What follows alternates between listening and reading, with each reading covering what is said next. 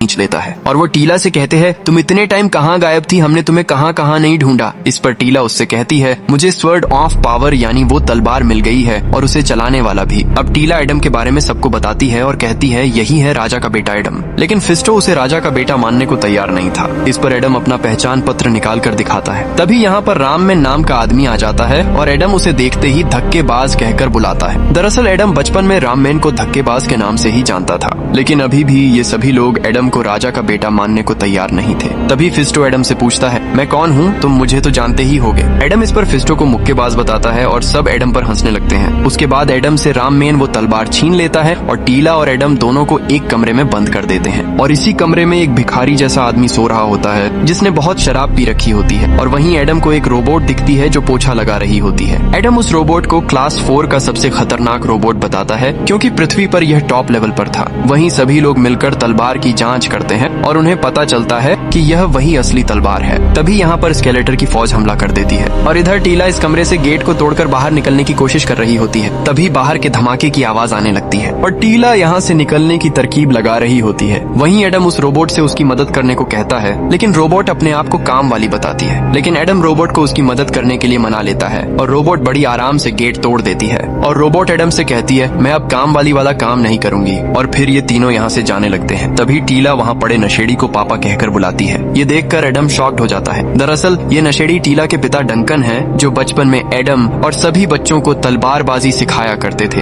अब टीला अपने पिता के मुंह पर पानी मारकर उन्हें होश में लाती है। फिर वो एडम को देखकर उससे पूछते हैं, तुम कौन हो। इस पर एडम डंकन को सारी बात बताता है। तभी डंकन उल्टी कर देता है। उसके बाद डंकन को सब याद आ जाता है, लेकिन वो फिर से सो जाता है। लेकिन अगले ही पल रोबोट उन्हें उठाकर टीला और एडम के साथ जाने लगती है। बाहर आकर पता चलता है कि यहाँ पर खतरनाक लड़ाई चल रही होती है। उसी समय राममैन एडम को तलवार देकर यहाँ से जाने के लिए कहता है। स्केलेटर के हाथ ये तलवार नहीं लगनी चाहिए। फिर ये सभी लोग यहाँ से भागने लगते हैं, लेकिन इनके पास तलवार होने की वजह से सभी दुश्मन इन लोगों पर ही गोलियां बरसा रहे होते हैं। वहीं टीला भागते हुए नीचे कूद जाती है। यह देखकर एडम और डंकन डर के मारे रुक जाते हैं। तभी डंकन फिसलने की वजह से बुरी तरह से नीचे गिरने लगता है। फिर टीला डंकन को उठाकर यहाँ लाती है। तभी यहाँ पर ट्रैप जाव आ जाता है। डंकन ट्रैप जाव को देखकर डर जाता है। ये देखकर एडम ट्रैप जाव से बात करने का बोलकर उसके पास चला जाता है और अपने हाथ ऊपर उठाकर बात करने की कोशिश करता है, लेकिन ट्रैप जाव एडम पर हमला करने लगता है। अब एडम अपने आप को बचाते हुए उससे कहता है कि हम बैठकर भी बात कर सकते हैं, लेकिन ट्रैप जाव लगातार एडम को मारने की कोशिश करता है। फिर एडम भी ट्रैप जाव पर हमला करता है, लेकिन एडम उसे 1 इंच भी नहीं हिला पाता है और ट्रैप जाव उसे दूर फेंक देता है। उसी दौरान टीला एडम से कहती है कि अपनी तलवार निकालो। फिर एडम उठता है और अपनी तलवार से हाथ लगाता है। तभी उसे जादूगरनी की झलक दिखती है और वो एडम से जादुई शब्द कहने का बोलती है। फिर एडम तलवार निकाल लेता है और जादूगरनी उसे वो जादुई शब्द बताती है। उसके बाद एडम तलवार को ऊपर उठाते हुए वो शब्द बोल देता है और आसमान में बिजली चमकने लगती है। तलवार की शक्ति से सभी दुश्मन दूर जाकर गिरते हैं और एडम के बेजान शरीर में दम आने लगती है। उसकी मसल्स बनने लगती हैं और उसके शरीर पर एक कवच आ जाता है और एडम बन जाता है एक शक्तिशाली योद्धा।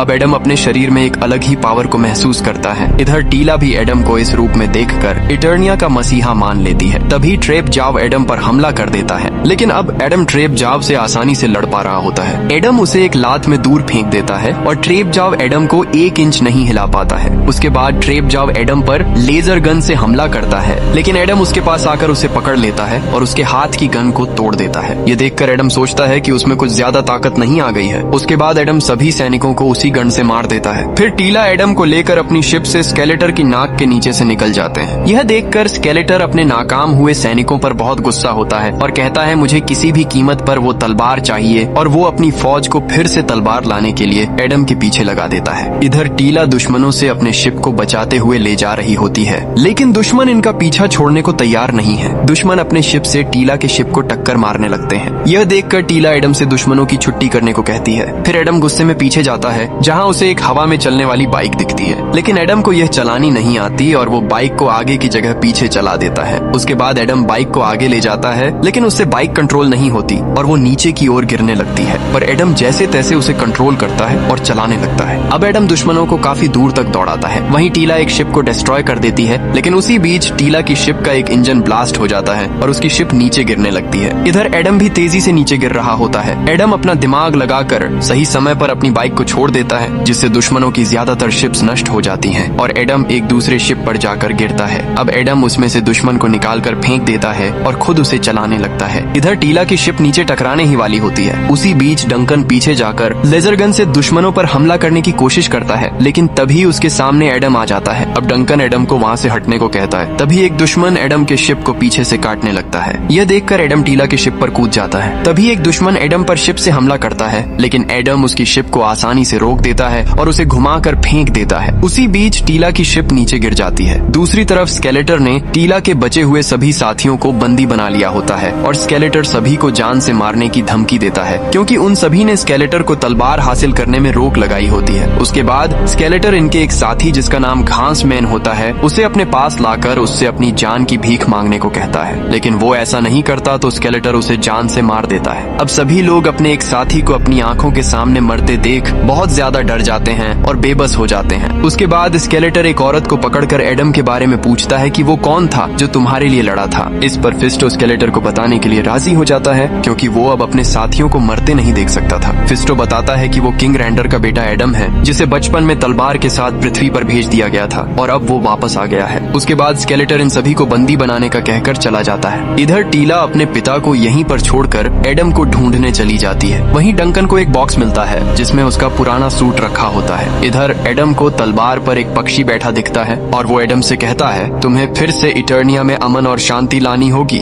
ये देखकर एडम पक्षी की ओर बढ़ रहा होता है। तभी यहाँ पर टीला आ जाती है और वो एडम से पूछती है कहीं लगी तो नहीं। इस पर एडम कहता है एक खरोंच तक नहीं आई। फिर दोनों वापस अपनी शिप के पास आकर देखते हैं तो डंकन अपना पुराना सूट पहनकर दाढ़ी बना रहा होता है। यह देखकर टीला अपने पुराने पिता को देखकर बहुत खुश होती है, लेकिन फिर टीला अपने पिता की पीने की आदत से गुस्सा होकर यहाँ से चली जाती है। फिर एडम भी टीला के पास चला जाता है। टीला एडम को देखकर उससे थोड़ी हेल्प मांगती है और एडम एक हाथ से ही पूरी शिप को उठा देता है। ये देख टीला के होश उड़ जाते हैं। फिर टीला अपना काम करती है। फिर टीला एडम से पूछती है कि सुपर हीरो बनने के बाद कैसा लग रहा है। इस पर एडम खुश होकर कहता है मुझे बहुत अच्छा लग रहा है। फिर टीला एडम से कहती है तुम्हारे जाने के बाद मैंने तुम्हें बहुत मिस किया और मैं हर समय तुम्हारे बारे में ही सोचती रहती थी। इस पर एडम भी टीला से कहता है मैंने भी तुम्हें बहुत याद किया और एडम धीरे धीरे टीला को किस करने वाला होता है। तभी टीला एडम को तुम मेरे छोटे भाई जैसे हो ये कह देती है और एडम के अरमानों पर पानी फेर देती है। और थोड़ी देर बाद अचानक आसमान में स्केलेटर की छवि दिखाई देने लगती है। स्केलेटर एडम और उसके साथियों को रेंगते हुए कीड़े कहता है और कहता है इटर्निया अब तुम्हारा नहीं रहा,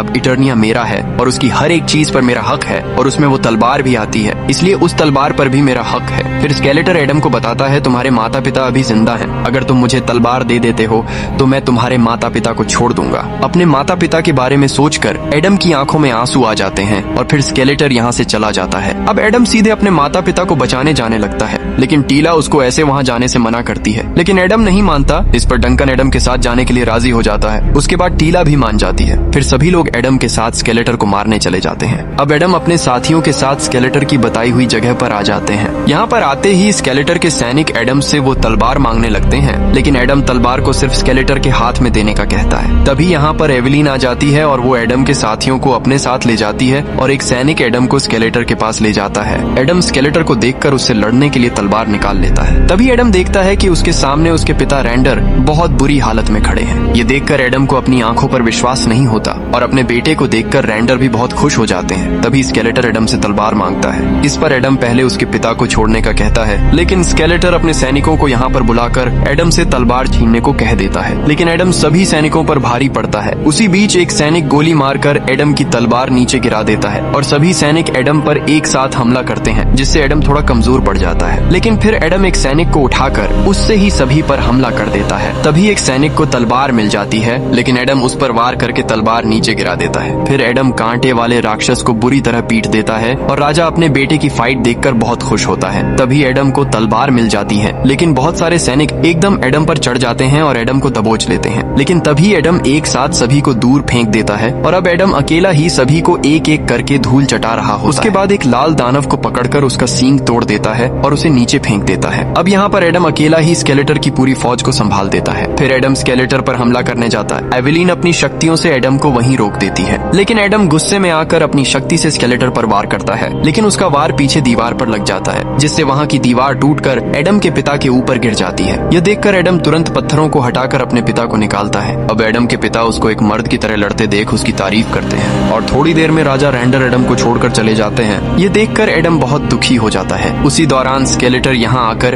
एडम पर वार करके उसे बेहोश कर देता है। उसके बाद एडम को भी उसके साथियों के साथ जेल में डाल दिया जाता है और तभी एडम के सामने उसकी माँ आती है। एडम अपनी माँ को देखकर बहुत खुश होता है और इधर स्केलेटर तलवार को हासिल करके बहुत खुश होता है और तलवार को ऊपर उठाते हुए जादुई शब्द बोलता है, लेकिन तलवार की शक्तियाँ काम नहीं करती हैं। ये देखकर स्केलेटर गुस्से में आकर एवेलीन की गर्दन पकड़कर उससे पूछता है, ये काम क्यों नहीं कर रही है? इस पर एवेलीन अपनी जान बचाने के लिए स्केलेटर को एक दूसरा रास्ता बताती है। फिर स्केलेटर उस रास्ते पर चल पड़ता है। इधर डंकन एडम को समझाता है और दोनों साथ में लड़ने का प्लान बनाते हैं। तभी टीला एडम को उसके सबसे प्यारे दोस्त क्रिंजर से मिलवाती है। एडम क्रिंजर से मिलकर बहुत ज्यादा खुश हो जाता है और क्रिंजर भी एडम को देखकर बहुत खुश होता है। फिर एडम सभी लोगों को एक जगह इकट्ठा करके उनको समझाता है और लड़ने के लिए मोटिवेट करता है और एक साथ मिलकर लड़ने और इटर्निया को वापस लेने का बोलता है। अब सभी लोग जोश से भर जाते हैं और लड़ने के लिए तैयार हो जाते हैं। और वहीं हम दूसरी तरफ स्केलेटर को देखते हैं जो अपने सैनिकों से कहता है जो भी रास्ते में आए उसे जान से मार दो। इधर डंकन रोबोट में एक नया सिस्टम लगाकर उसे फाइटर बना देता है और फिर सभी मिलकर गेट तोड़कर बाहर निकल जाते हैं। हम इन सभी को एक नए जोश के साथ देखते हैं और फिर सभी लोग मिलकर एक झटके में यहाँ के सभी सैनिकों की छुट्टी कर देते हैं। उसके बाद सभी लोग दुश्मनों के शिप्स लेकर इटर्निया पहुंचकर दुश्मनों पर टूट पड़ते हैं।